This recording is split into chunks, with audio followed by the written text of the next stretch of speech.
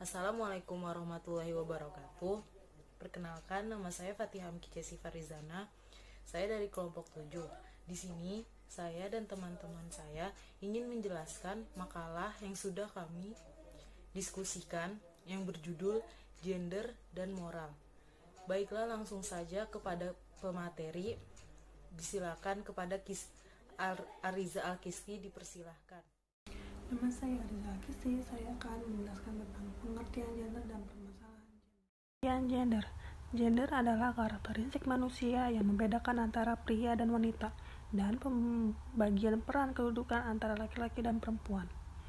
Identitas gender mencakup kesadaran gender itu sendiri, termasuk pengetahuan. Peran jenis kelamin merupakan hal apa yang hendaknya wanita atau pria pikirkan, lakukan, dan rasakan. Hal-hal yang mempengaruhi perkembangan gender. Permasalahan gender itu dibagi menjadi dua: pengaruh gender dan bentuk ketidakadilan gender dalam sosial. Pengaruh gender itu dibagi menjadi tiga: pengaruh biologi, pengaruh sosial, dan pengaruh kognitif. Dan sekarang saya akan menjelaskan tentang pengaruh biologi terlebih dahulu. Biologi ialah pengaruh biologis, yaitu yang memahami masalah hormon dan keturunan, dan terdapat dua pandangan dari Freud dan pandangan yang lebih baru dari psikologi evolusioner. Yang pertama itu ada hormon dan faktor keturunan. Pada tahun 1920, seorang peneliti berpendapat bahwa terdapat kromosom yang mengatur jenis kelamin pada manusia, yang biasanya disebut dengan kromosom X dan kromosom Y. Pada awal mula manusia memiliki jumlah kromosom normalnya, yakni 46 kromosom yang sudah tersusun berpasangan. 23 kromosom berbentuk kromosom X dan 23 berbentuk kromosom Y. Terdapat dua golongan hormon yang berpengaruh pada jenis kelamin, yaitu hormon estrogen dan hormon androgen. Adapun beberapa masalah perkembangan gender yang terjadi karena janin dalam kandungan terekspos kadar hormon seksual yang tidak normal yang menyebabkan kelainan terdapat sang anak. Yang kedua itu pandangan psikologi evolusioner. Penjelasan yang mengenai faktor biologi seperti hormon. Terdapat perbedaan gender diberikan oleh aliran psikologi evolusioner. Pernyataan dari psikologi evolusioner bahwa adaptasi yang terjadi pada proses evolusi manusia menghasilkan perbedaan karakteristik antara laki-laki dan perempuan. Proses evolusi ini ada beberapa pendapat psikologi evolusioner tentang perbedaan gender yang penting dalam sikap dan perilaku seksual. Dalam sebuah penelitian, laki-laki menyatakan bahwa idealnya mereka memiliki 18 pasangan untuk partner seksual selama hidupnya, sedangkan perempuan menyatakan bahwa ideal mereka memiliki 4 atau 5 pasangan. Pandangan interaksionis, yaitu tidak ada seorang pun yang akan bertanya ada tidaknya perbedaan genetik, biokimia, dan anatomi antara kedua jenis kelamin. Dan yang kedua ini ada pengaruh sosial. Banyak ilmu sosial menyatakan bahwa perbedaan gender antara laki-laki dan perempuan bukan disebabkan oleh disposisi evolusi biologis, melainkan perbedaan interaksi atau peran terhadap laki-laki dan perempuan. Jadi sudut pandang pengaruh sosial yaitu dengan adanya perbedaan hierarki gender dan jenis kelamin adalah hal penting agar kita berperilaku sesuai gender kita. Di sini ada teori psikologi dan kognitif sosial. Teori gender psikoanalisis itu anak sebelum usia 5-6 tahun sudah memiliki tipe gender dan mereka akan menempatkan dirinya menjadi feminim atau maskulin. Bahkan ketika di dalam keluarga mereka tidak ada yang memiliki jenis kelamin seperti mereka. Yang kedua itu ada teori gender kognitif sosial. Dalam teori ini menekankan bahwa perkembangan gender anak akan dipengaruhi oleh pendidikan orang tua terhadap si anak. Terus yang ketiga ada pengaruh kognitif. Kunci utama perkembangan gender dalam pandangan ini adalah interaksi antara anak dan lingkungan sosial agar teori kognitif anak dapat berkembang dengan baik. Ada dua teori kognitif, yaitu teori perkembangan kognitif gender dan teori skema gender. Yang pertama itu ada teori perkembangan kognitif gender. Teori ini menjelaskan bahwa pembagian gender anak yaitu setelah anak dapat berpikir bahwa dirinya seorang laki-laki atau seorang perempuan, dan ketika anak sudah menyadari bahwa dirinya laki atau perempuan, perilaku mereka, aktivitas dirinya, objek, dan sikap akan merujuk pada gender anak tersebut, dan mereka akan konsisten dengan kegiatan ini. Yang kedua itu ada teori skema gender. Teori skema gender ini ialah teori yang mengatur tentang kepribadian laki dan perempuan, dan anak secara internal pun akan termotivasi dan akan mengaplikasikan tindakan yang sesuai dengan skema yang sedang berkembang. Dan yang terakhir ini ada bentuk ketidakadilan gender dalam sosial. Dikarenakan di zaman globalisasi sekarang ini, masalah gender menjadi permasalahan bahwa sejatinya seseorang yang memiliki gender memiliki hak dan kewajibannya yang selayaknya diterima oleh manusia, mendapatkan imbalan atau kesempatan. Contohnya, sayangnya masih banyak perlakuan diskriminatif di luar sana tentang ketidakadilan gender. Ketidakadilan ini akan membawa dampak negatif kepada negara. Ada beberapa ketidakadilan gender di lingkungan sosial. Contohnya itu kayak subordinasi atau menomorduakan perempuan, yaitu mereka sangat membedakan antara derajat laki dan perempuan. Perempuan memiliki kesempatan untuk berkembang di dunia politik, ekonomi, sosial, pendidikan, dan lain-lain. Terutama dalam masalah jabatan, perempuan selalu dinomorduakan karena lebih memprioritaskan kepada lelaki daripada perempuan. Ini adalah bentuk ketidakadilan dalam gender. Yang kedua ini adalah stigma negatif yang melekat. Banyak stigma yang melekat pada diri kita yang dikarenakan oleh konstruksi sosial di masyarakat. Contohnya, perempuan harus bekerja ke arah domestik, sedangkan laki-laki harus ke arah publik. Adapun anak laki-laki yang terlihat kuat ketika anak laki-laki tersebut menangis akan dibilang cengeng, bukan dianggap luapan emosi dia tapi malah direndahkan. Pandangan seperti itu yang harus kita waspadai, karena pandangan seperti itu. Baik, saya Esto Marsha Putri Sutaria. Di sini saya akan menjelaskan tentang tahap mengenal gender pada anak usia dini dan pengertian perkembangan moral. Tahap mengenal gender pada anak usia dini. Pada usia 12 bulan, anak bayi sudah mengenal muka kedua orang tuanya dan sudah bisa membedakan bentuk mainan seperti boneka, mobil-mobilan, dan lain-lain. Pada usia 3 tahun, anak sudah mulai penasaran dan menyentuh barang yang terdapat di dekat mereka dalam fase perkembangan anak. Pada saat anak memasuki usia 4 tahun, mereka sudah mengerti tentang gender, seperti ketika anak perempuan bermain, mereka lebih senang bermain boneka dan masak-masakan. Dan untuk anak laki-laki, mereka cenderung senang bermain mobil-mobilan, robot-robotan, ataupun bermain sepak bola. Selanjutnya, pengertian perkembangan moral. Secara umum, moralitas dapat diartikan sebagai kapasitas dalam diri untuk membedakan mana yang benar dan mana yang salah dalam melakukan suatu perbuatan dan merasakan hal-hal yang diakibatkan dari melakukan sesuatu perbuatan. Misalnya, diri merasa senang ketika melakukan hal yang baik dan benar.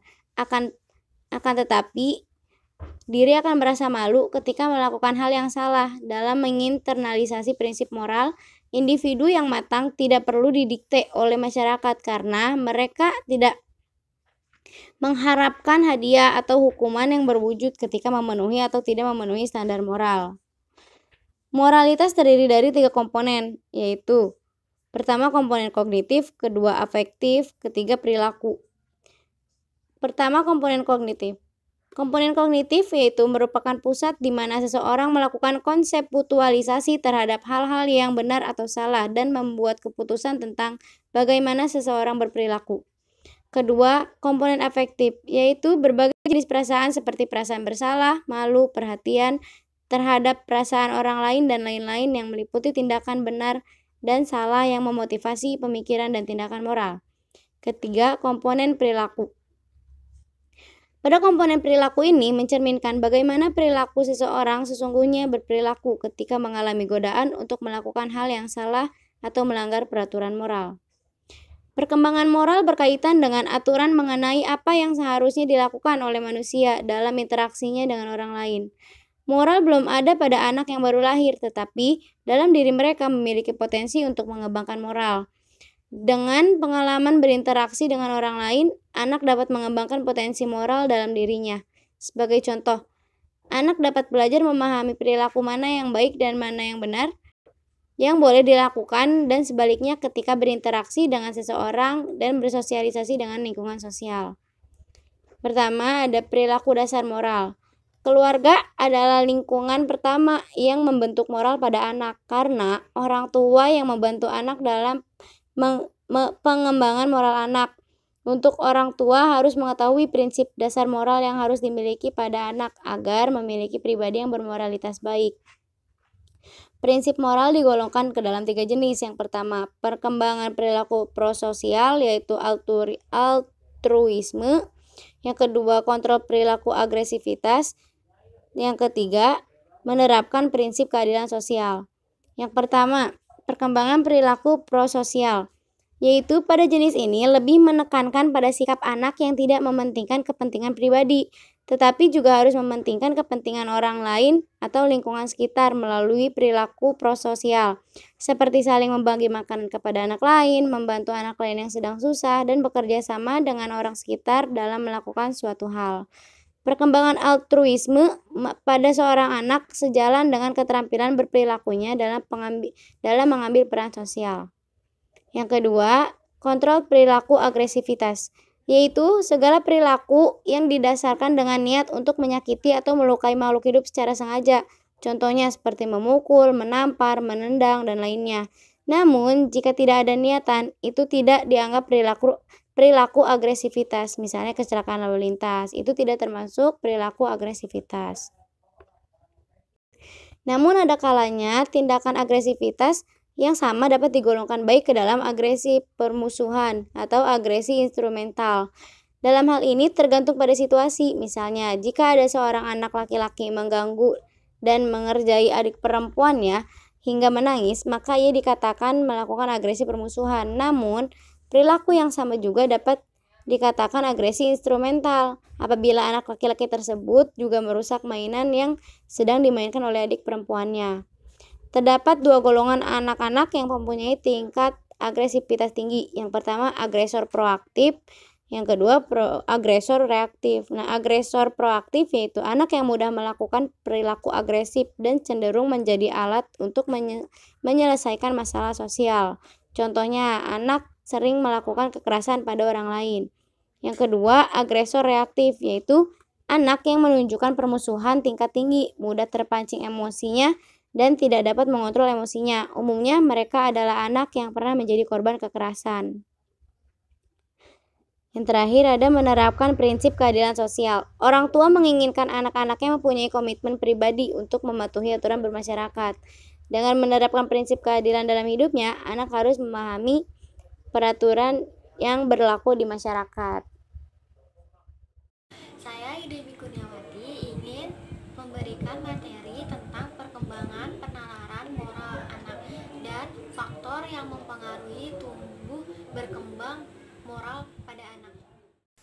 Saya Ayu Dewi Kurniawati ingin menjelaskan tentang perkembangan penalaran moral dalam menentukan pemilihan atas perbuatan yang akan dilakukan untuk menghadapi persoalan moral.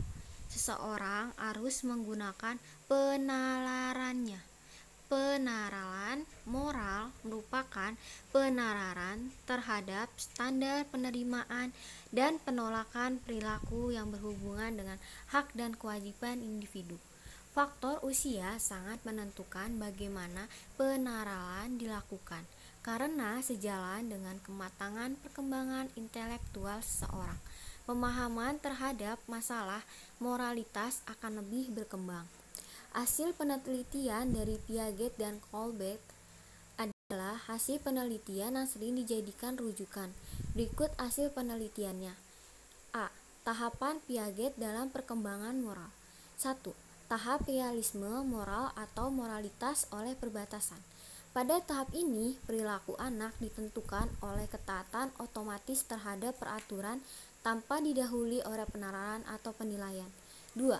tahap moralitas otonomi atau moralitas atas kerjasama atau hubungan timbal balik.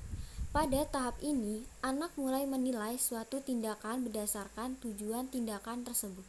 Tahap ini dimulai masuk ketika anak berusia 7 atau 8 tahun dan seterusnya. Yang B, tahapan Corbett dan perkembangan moral. Pada tahapan ini, Corbett merupakan penelitian Piaget tentang perkembangan moral dan menguraikan teori Piaget dengan lebih terinci, yaitu dengan membagi menjadi 3 tingkatan moral, yaitu moralitas prakonvensional. Pada tingkat ini, peraturan bersifat eksternal dan belum terinternalisasi. Misalnya, anak mematuhi peraturan dari orang tua atau orang dewasa untuk menghindari hukuman dan mendapatkan kesenangan pribadi atas hal itu. 2. Tingkat moralitas konvensional. Pada tingkat ini, individu merupakan penalaran berdasarkan pandangan dan penghargaan kelompok sosial mereka. Norma sosial yang dipatuhi untuk mendapatkan persetujuan orang lain atau memenuhi harapan masyarakat dan alasan mematuhi peraturan, bukan karena takut terhadap hukuman, tetapi mempercayai bahwa aturan itu harus dipatuhi. Jika dilanggar, akan menjalani hukuman yang berlaku di masyarakat. 3. Tingkat moralitas panca-konfesional. Tingkat ini terfokus pada prinsip-prinsip etika, baik atau buruk didefinisikan bukan pada aturan masyarakat yang tertulis atau tidak tertulis, tetapi pada keadilan yang lebih besar. Faktor yang mempengaruhi tumbuh berkembang moral anak. Mempengaruhi perkembangan moral pada anak. Supaya moral anak menjadi baik, kita harus menanamkan nilai-nilai agama, budi pekerti, dan lebih memberikan bimbingan pada anak jika anak memiliki waktu luang. Di sisi lain, suasana rumah tangga dari ayah dan ibu juga harus baik. Jangan sampai ada masalah di dalam rumah tangga, supaya tidak mempengaruhi pada anak. Karena memang anak usia dini membutuhkan bimbingan yang baik untuk dapat menerapkan nilai moral serta ilmu agama dan kebaikan anak. Strategi tentang pembentukan moral anak usia dini. Strategi pembentukan moral anak usia dini ini dibagi menjadi 3 bagian. Yang pertama, strategi latihan dan pembiasaan. Strategi ini merupakan yang efektif untuk membentuk perilaku tertentu pada anak-anak, termaksud perilaku moral anak. Dengan latihan dan pembiasaan, terbentuklah perilaku yang bersifat relatif atau menetap. Misalnya, jika anak dibiasakan untuk menghormati yang lebih tua atau orang dewasa lainnya, maka anak memiliki kebiasaan yang baik, yaitu selalu menghormati kakaknya atau orang tuanya. Lalu yang ketiga, strategi aktivitas bermain read more. Merupakan aktivitas yang dilakukan oleh setiap anak, dapat digunakan dan dikelola untuk pengembangan perilaku moral pada anak. Menurut hasil penelitian Piaget menunjukkan bahwa perkembangan perilaku moral anak usia dini terjadi melalui kegiatan bermain. Pada mulanya anak bermain sendiri tanpa dengan menggunakan mainan. Setelah itu, anak bermain menggunakan mainan namun dilakukan sendiri. Kemudian anak bermain bersama temannya namun belum mengikuti aturan-aturan yang berlaku. Selanjutnya, anak bermain bersama dengan teman-temannya berdasarkan aturan yang berlaku. Lalu yang ketiga, strategi pembelajaran. Strategi pengembangan moral anak usia dini dapat dilakukan dengan strategi pembelajaran moral. Pendidikan moral dapat disamakan dengan pembelajaran nilai-nilai dan pengembangan.